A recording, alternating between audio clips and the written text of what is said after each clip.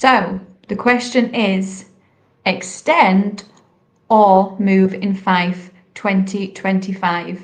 Now, before we get into it, let's do the intro.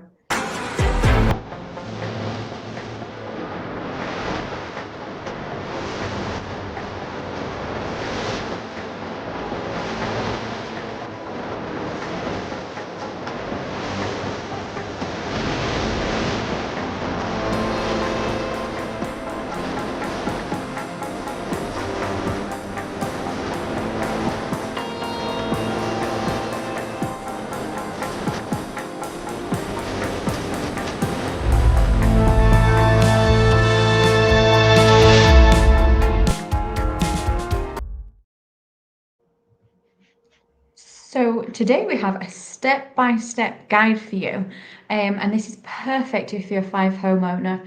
Now, as always, if you are watching this and you have any questions, comments, perhaps your own case studies, we would love to hear them. We love to get involved, especially if there's anything we can do to help. Likewise, if you are watching this back, feel free to even click the link, and obviously you can read through the blog and really take some of the key facts and figures, because there is some good numbers in here. So if you're into your analytics, then this is a perfect show for you. But let's face it, we all want a little bit more space, whether it be that the wee ones are doing the homework in the kitchen and it's taking over the dining table, or perhaps there's that spare room that's kind of become an office, but also where you put your clothes horses. I call them clothes horses. I've got one of those. Yep, you've got one of those, whether it's your office, your laundry room, your dumping ground, kind of out of sight, out of mind. The obvious answer tends to be people go, should we just extend? Let's just go bigger. Yet, over the last few years, the sums have kind of changed. And this is why this article is perfect, especially if right now you're in that kind of crossroads of, do we stay put and extend, or do we look for our next home? So hopefully this is going to be a great article for you. It gives you the maths, the practical snags, and hopefully a simple checklist so you can make a confident decision for you and your family, because that is what we always say, is it's all about making those informed decisions, getting all your facts, and it really does help you move forward. And there is some really simple maths in this. So things to think about then is, what value does it add? Roughly, what value does it actually add to your current property? Because do remember, if you're only doing this as a quick fix, you're still going to be moving potentially in a couple of years. You're potentially going to be putting yourself at a loss because there is a ceiling price. But if this is creating longevity for you and this is your forever home, then that perhaps isn't a factor that you need to consider. You roughly, add the value equals the new floor area multiplied by what buyers pay per square foot in your street and your price band. So that is a key way to work out what value it adds. And the value added equals your new area times your local price per square foot. Now we're not expecting you to know that. Obviously, that is our jobs, and we understand that because it is different for each area. Perhaps you're in St Andrews, perhaps you're in Leven in the East Neuk. Each area has a different price per square foot, so we're not expecting you to know that. But we can give you that information. But that'll allow you to work out how you add that value and what actually it's going to do for the end result. Also, a big thing to consider is, what is it actually going to cost you to do this extension? And you maybe have a finger plucked in your mind, but we all know, whether it comes to extensions or just generic shopping, we always tend to go over budget a wee bit.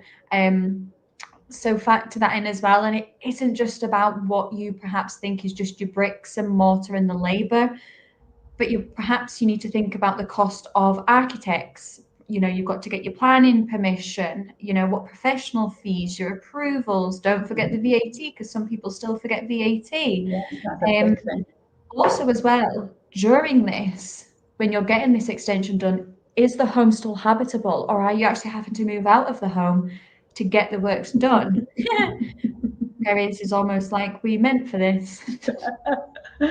Literally, I'm not even doing an extension. I'm just putting in a new kitchen and new flooring throughout the whole of the downstairs. And yeah, it wasn't habitable. So we did have costs. We lived somewhere else. We've come back. It's not finished. The pressure and stress of that. Thankfully, it's just me, Billy, and the dog. But if you're a young family, then yeah, that's pressure, isn't it? And it's a cost actually when you start these projects. You don't always think about it. Yeah, absolutely. You don't. Until you're in that situation, you absolutely don't. So then what you need to do then is that all-in cost is you do price per square foot. So the build cost per square foot, by your VAT, by your fees and any contingency, and then what does that look like? That is then your end figure, and will hopefully give you an idea of what is this extension going to cost me. But I'm sure, obviously, Perry, as we look at this, there will be some kind of averages and some numbers to help people with this kind of math. Yeah, absolutely. So let's do exactly that. Let's look at the averages that have been achieved. So 3,552 homes have sold in the last 12 months. So what you want to try and establish is in your location, so by postcode, what the average pound per square foot has been. And what that has been on average is £206 per square foot. So that's Fife, we're looking at KY1 to KY12 and KY14, 15, 16. So you understand that. Then what you've got to look at is your costs. So I would certainly look at using this as a starting point, and Billy and I did this, not because we're planning on moving, but just because we're improving our home. We decided not to extend because it actually made complete sense for us to do it this way. So what you should look at as a starting point for most single story projects, build cost per square foot, the budget end is around about £167 per square foot, all the way up to 325 per square foot. So it really just depends on the quality, how much work you're doing, and your finish, etc. You know, are you going for neck and wash, or are you going for candy? You know, it just depends on the finish. Certainly doing a kitchen, as we've just done, if you're going for granite versus granite look, massive difference in cost. And I'm talking like £5,000 difference in cost for a bunker. It's crazy. So you've got to think about those things. So at the moment, you're looking at anything between £167 and £325 per build per square foot. If you compare that to the average of 206, it gives you a feel for where you would be in your finish. Then you've got to look at your VAT. So on extensions, you're going to have your VAT. So that must be added to the above figure as well. And your VAT is added at 20% of your cost. So, you know, if you're going at the high end at 325 per square metre, then you're adding 20% onto that. You're adding another £64 onto that. So effectively that becomes £390 per square metre. So you have to definitely keep that in mind. Your contingency as well, if things go wrong. You know, we've got a simple thing at the moment. All the skirtings are coming off because we want to put flooring throughout the whole downstairs. It's the same. The plan was to replace the skirtings, but actually we didn't own the house when the skirts were put on. They've taken them off, everything snapped. So you've got a whole new skirt that you need to put in throughout the whole downstairs. So that's not a massive cost, that's a cost effective thing. But actually, if you're working your numbers quite tightly and you don't have the contingency, then it can actually become a bit of a pressure point for you as a family. So absolutely, you need to look at all the little contingencies as well. So if you look at that on a starting point, and then we look at a mid-level property, when all the costs per square feet are looking pretty much like this. So a mid-level range build is on average £243 per square metre. With VAT, that increases to £291 per square metre. Add, say, 15% for professional fees. So like you said, Sophie, maybe an architect, you've maybe got a design company come in to do the design of your kitchen, your refit. Maybe you've had a couple of quotes, you've had builders, but some people, you know, they charge for that. So again, build in your professional fees. So that £243 that then with your VAT went to 291, then add your professional fees, goes to 334 per square foot. And finally, add 10% for a contingency. Something goes wrong, they didn't expect, they've pulled a wall down, there's been maybe additional works that maybe weren't thought of beforehand. That leaves you at around about £367 per square metre, all in. So numbers do matter, don't they? When you think on average 206, suddenly we're at 367, and you think, well, hang on, that's nearly doubled now. This project's getting out of control. What do we do here? Do we continue? So the numbers really do matter, and breaking them down at the point that you're thinking of doing your home extension is really important. That's only for a one-storey extension we're talking about. If you look at then a two-storey extension, that can potentially actually offer better value overall. So we're going to have a little look at that. So a two-story project can offer better value because the foundations and the roof are shared. Yeah. A rough rule that many people use when they're looking at doing a two build is that the costs per story are about 30 to 50% cheaper per square foot. So if we look at those examples, for instance, a single story, 200 square foot is an example, say. So your new area is 200 square foot, your costs per square foot are 367. So your total project outlays are 73,400 when you work in the square foot that you've achieved. Add on your 200 square foot at 206 for your second story, and that's 41,200. It makes a big difference. Double stories at 400 square meters. So now you've got 400 instead of 200. Your costs for the ground floor, 200 square foot at 367, that we've said, but your first floor 200 square foot is now coming in at 256. So your total project costs are about 124,600, but your total value that you've added to 400 square foot at 206 is 82,400. You can see the gap, can't you? Absolutely. It's massive. So definitely something to think about. But of course, when you're looking at doing an extension, it's not all about the value of just the pounds, is it? You're deciding to extend for various reasons, and there's lots of ways that you would want to do that, expanding family, etc. So what would be your pros and cons, do you think, of extending in Fife, Sophie? Yeah, and this is probably the main one for why people do it, is they're already got roots in that area. They've already got roots within that street. You know, locally, they perhaps have the wee ones at the local primary or secondary school. They perhaps can walk to work. They perhaps have family on the street and friends. So one pro of extending is you are staying rooted in your home as it currently is. And especially if it's taking you a wee while to get into the catchment for that school area, or they've already got their friends and they've already got that lifestyle. You commute, what's that going to look like? Neighbours, perhaps. That's something that's a big thing for people is, what if I don't get neighbours like these again at the next place? Social areas and the social aspect of it as well. So obviously naturally moving, it then creates upheaval for all of those things and many, many other things. But at least extending your own property, it gives you that certainty. You are still within that known area. There's none of that unknown or the grey area. So it helps you almost like preserve the life that you already have, but giving you a better quality of life if it's providing that space that you so desperately need. You know, it's so true, actually. I had a client the other day who I took to a viewing. They have totally outgrown their current property. They viewed the house with us. They loved it. They loved the layout. The space worked for them. The whole living, social, open plan area. It just ticked all of their boxes. But it meant them moving to a different catchment. And their daughter is going to Wade. Their young son is going to the local primary school. And then suddenly they thought, well, actually, we would need to apply now. And there'd be no guarantee that our children would get those schools if we moved to this house, even though the house was perfect for them and they absolutely loved it.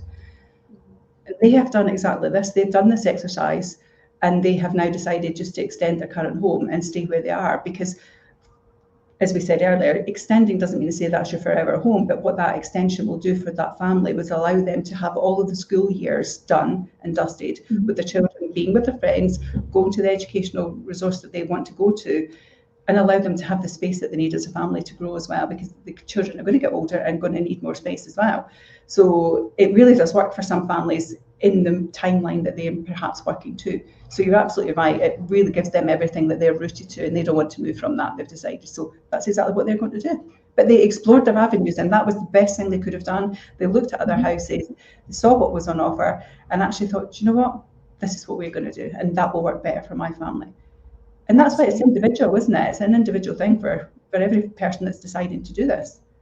Oh, absolutely, because it's allowing you to, you're getting then that tailored option. You're tailoring your current home, or you're looking for what you need from your next home and tailoring it to you. So if you are going to stay and you're going to extend it, allows you to tailor that space to fit just how you live. And whether it be perhaps extending the dining kitchen because you're a big family and that is your hub, that is almost your 80% area. So actually we want to make it a lot more spacious and a lot more inviting, because that is where you spend a lot of your time as a family, or perhaps practically everything's ticking the boxes, but you perhaps want a utility because you want somewhere to try and contain all the mess and the chaos and close the door and forget about it. You perhaps need a working from home space. So naturally you would extend because you don't actually want it to be in the garden as an additional summer house or a garden room. You want it as part of the property. Or perhaps you need to extend because you need a one level living element as well, perhaps, rather than the upheaval of moving for one level living. Perhaps you have family that need to move into you that need that, and you love your home, and this wasn't perhaps something you'd predicted. So actually it makes more sense to just extend your property and give you that one level living. And that is the beauty of it. You can stay within a home that you already is your safe space and just tailor it for you and make it your own basically all over again. And it does allow you to do that. You perhaps as well, it's thinking about that almost two-story efficiency, you know, if you plot and design allows it, and obviously, as you've said, everybody will be different, Perrie, but stacking rooms will drive down the kind of price per square foot compared with a single story add-on. Because if you're going through the upheaval and all of that anyway, you might as well, if you can, go above as well. It really is just going to increase because you're already doing so much work anyway. As well, think about in terms of the aspect about your energy performance and what that actually looks like. Because if you're doing an factor, isn't it? Big factor. Big factor, because actually if you're doing an extension, could you also do upgrades to things that are already existing as well and almost do two for the price of one? And whether it be better glazing, you know, air tightness, do you need to do a new heating system because you're doing extension, new radiators, and because you're doing that, you might as well do it throughout. New boiler system, that's going to help your energy efficiency, help bring down costs and bills. It's almost allowing you to do like a complete overhaul and almost kind of perfect and modernize perhaps what you already have there, because actually getting the right kind of glazing and heating can make such a difference. And it can also make a difference in terms of, yes, energy efficiency, but also in terms of falling in love with you. Because if you're in that thing of do we extend or we just move because actually, you know, it's a bit dark in here perhaps, or this or this or this, actually if you make these improvements, you could also fall back in love again with your current property and just extend it, and then you don't need to do the moving process. Because that is what daunts people sometimes is, oh God, do I extend in the upheaval and the chaos of that, or do I move? But then actually if I move, I've got X, Y, and Z, because people then go, okay, let's avoid that because it cuts out stamp duty, it cuts out the legal fees, it cuts out home reports, the removals, the estate agency, do I need to port my mortgage? What does that look like? The time off work and getting the kids to get themselves in order and pack away their toys, and you know, some people are uncertain about when to go to market, what the chain looks like. A lot of people, when they start to process all of that, while it is our job as your agent to manage that, absolutely, and when you pick the right agent, that is our job to manage. Some people, even just hearing all that makes them hit panic stations and go, nope, and then they just absolutely not, and naturally they will extend. But it's potentially stress, as we've done, and cash that you could actually, if you already love your home but it's just not got enough space, put that into that instead. And this, I mean, you might be listening to this and thinking, oh, they've lost me already. There was a lot of facts and figures and there's a lot of information here. But information, one, it can help you make those informed decisions, but it can also make it seems like a lot, but it perhaps is simpler than you actually think. And again, it's just about doing your homework and looking at the right avenues to make it work for you. Because actually nowadays, most modest extension schemes, you know, fall under permitted development, especially if they are detailed, but also in terms of if we're dealing with perhaps an area where you do have to get planning permission. If there's a lot of properties on your street that have done the plans and had it granted and the works have been done, it also makes it slightly easier for you as well because your neighbours have done it. A formal certificate gives comfort as well. And one thing I would like to note while we do this, we see it all the time, Perrie, is if you are planning an extension, please go through the correct avenues, and please, if we're going to the extent and the effort to do planning, please get that permission, because if later down the line you do have to sell and you've gone and done all of this X, Y, and Z just off on a whim, it could potentially come back to haunt you. While there is things perhaps put in place, you better just, if you're doing it, just do it right from the offset. Give yourself that kind of one less headache later down the line, and just get your plan in and get everything granted and do it correctly. Because there is things that you need to comply with building regulations. Is it a conservation area? Is your building listed perhaps? Think about all these things, and it will hopefully make, say this while touching wood, hopefully make it a smoother, or smooth as it can be, kind of process. Now, naturally, we wanted to start with the pros, Perrie, putting a positive spin on it. But realistically, what are the cons that people will need to consider? For me, the first con against extending is the total number that you're going to spend in pounds is generally more than you expect. The bill price is the headline, of course. Then you've got to add your VAT, your design, your engineering, approvals, your party walls, building controls, your site setup, scaffolding, insurances, temporary kitchen or bathroom, reinstatement and landscaping. People always forget about that one. You see how this stuff starts to add up. Yeah. So absolutely set contingency and resist the urge to spend on nicer tats. You can do that in a month or so once it's all done. So just get everything done, see how it's working for you, and then you can start to add through time all your glitter and quiz if you want to. Small extensions carry considerable fixed costs. So party wall agreements need to be done, architect design costs, your planning approvals, your setup to not shrink the footprint that you've agreed. A small add-on can have a high cost per square foot because those fixed items are spread over less space. So absolutely something to think about. And you always can't necessarily get the bank to help you with that uplift either. Value is not purely areas times square foot. Overdeveloping, and we have seen this actually with a property where they overdeveloped the property and actually devalued it because they took away all of the garden space. So be careful when you're extending. So overdevelopment can push your home past the actual local ceiling as well. So as Sophie said at the beginning, we're basing this on the average square foot of what is selling in your location, in your postcode. If you've overdeveloped that footage, you might go past that number, and doesn't matter what you try to do and how beautiful your home is, will someone pay that to have it when you're ready to sell? And that's the key thing you've got to look at as well. So definitely look at that for not overdeveloping. The flow of the property also matters. So I know that you're doing this extension potentially for yourself and how it works for you, but make sure you get the flow right, because again, when this property passes on to someone else, don't make it so specific that actually other people can't enjoy the lifestyle that layout gives. So that's a big key factor as well. Natural light matters as well. Recently, without valuing a property, it was a redevelopment site, not a lot of natural light, lots of skylights, but no physical windows in some rooms. Even though there was natural light coming into the building and into some of those rooms, people's natural feeling is that they want to look out of a window. Yes. So if you kind of overextend and not think about your natural light, that can become quite problematic moving forward as well. So again, just something for you to think about in the natural light scheme. And if the new layout steals daylight or creates long dark corridors to maybe a room that you've put onto the back of the property, buyers actually see that as a negative thing, because they can, I've got to go along this dark corridor and then this beautiful room's here, but I don't like how I'm going to get there, so that doesn't work for me.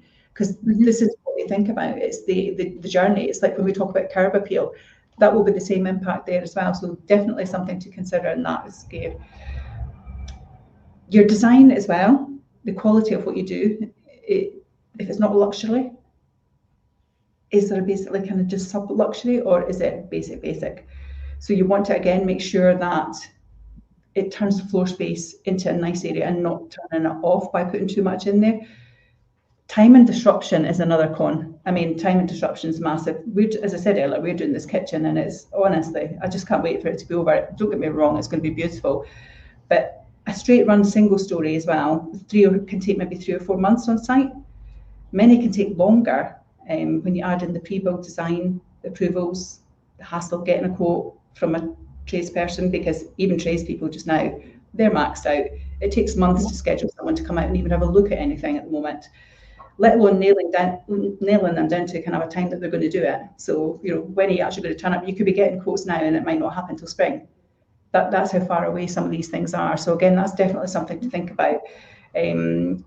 Also, the disruption of it as well when they're there, the dust, the noise, the drives being full of all the different vans, the tradespeople that are coming out, the on-site decision making that has to take place, the disturbance to you as an individual if you've got a full-time job as well and you're trying to make those decisions, because everything will stop until that decision is made. If they come across something that isn't working, they're not going to go ahead until they get your answer.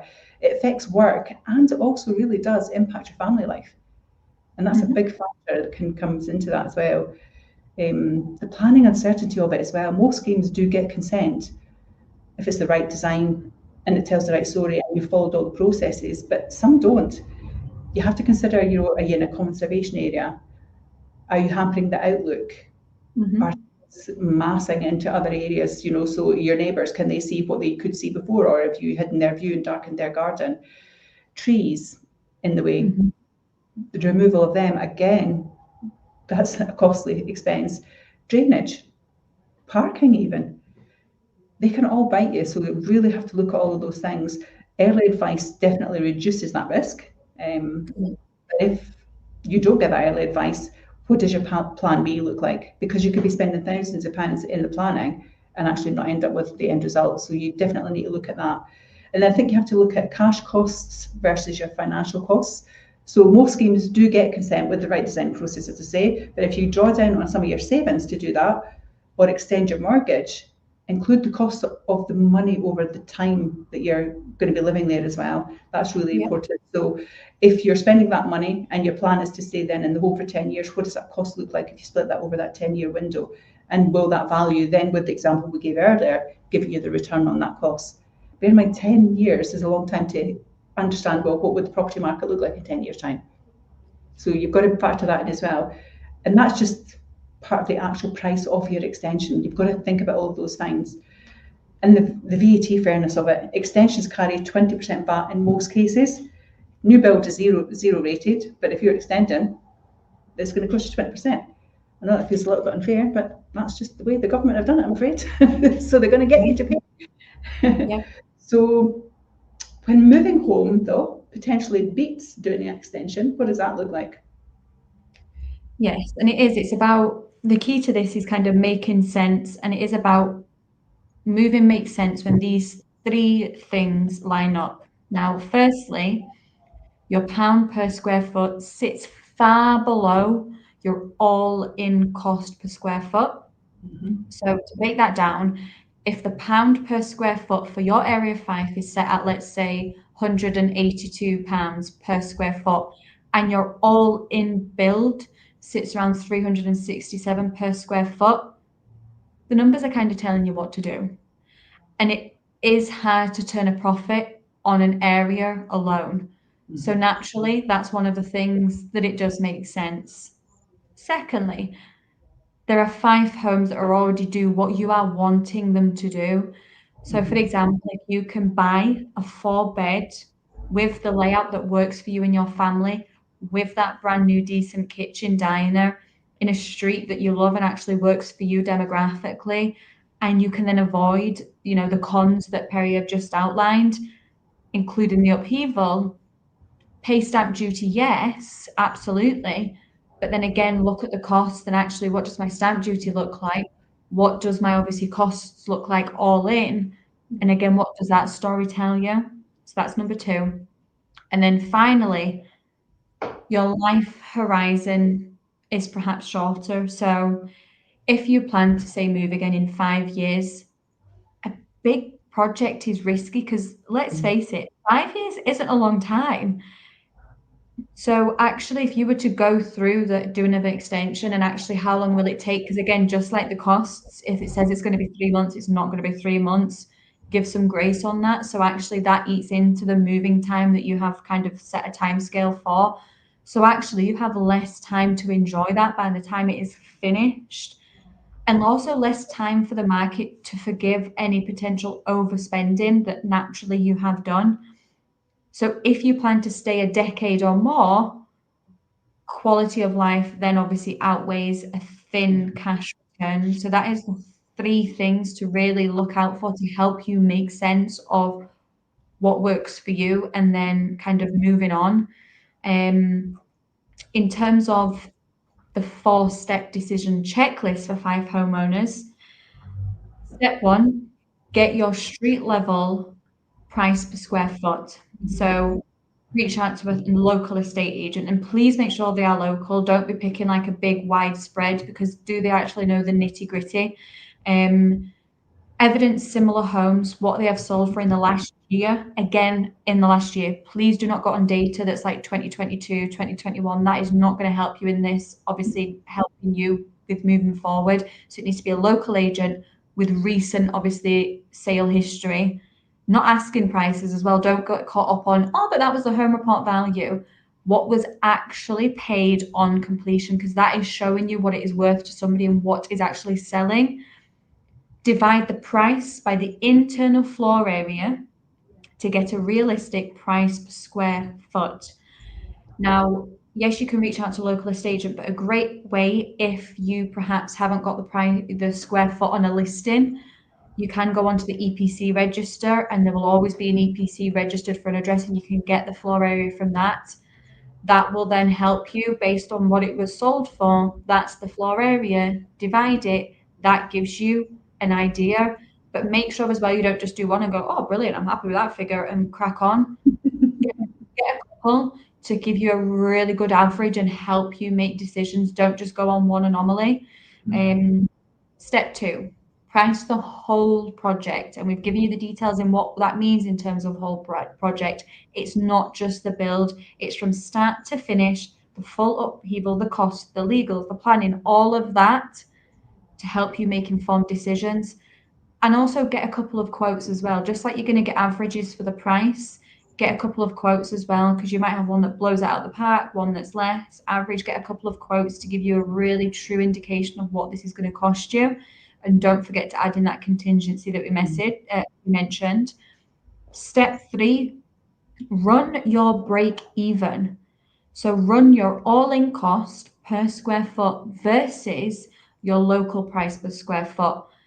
And if the gap is wide, take a second and pause.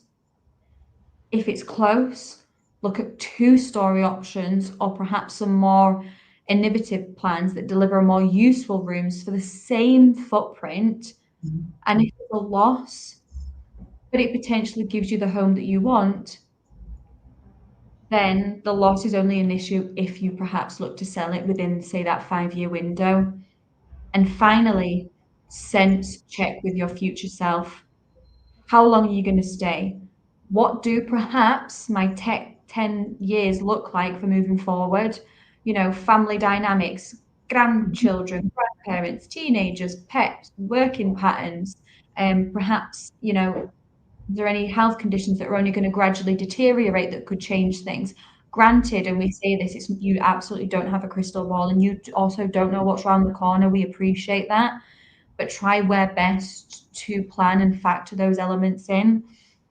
And the correct answer is the one that makes daily life better for the people that will actually live there and live in it, not the one that perhaps you've got. So, and it's easy done where you hear friends and family going, oh yeah, just extend, yeah, do that. I did it and da, da, da, da, da. Don't get caught up on that. Do what's right for you and your family. But also what works like financially and beneficially as well.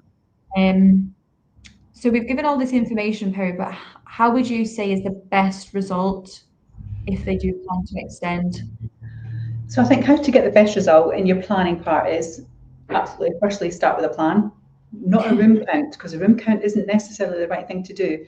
So map it out, map your day even, you know, where do you drop your bags? Where do the coats live? Where does the dog dry off? Plan the flow of your home before you even think about digging any foundations. Secondly, steel light, not just feet. So roof lights, a slim frame slider, borrowed light from a hallway, a bright, bigger feeling room will add more value to the property as well. Thirdly, you're looking at then your design for your furniture. So, you know, if you're looking for a 6-seater table, have you got the space for the chairs? I know that sounds really simplistic, but if you're extending, you want to make sure you give the room that it needs.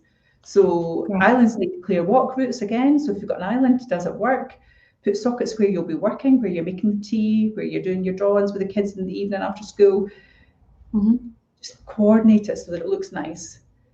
And I think if you're doing some of the non-essentials as well, you can phase that. You don't need to rush and do it all at the beginning. So if budget is tight, prioritise structure and service.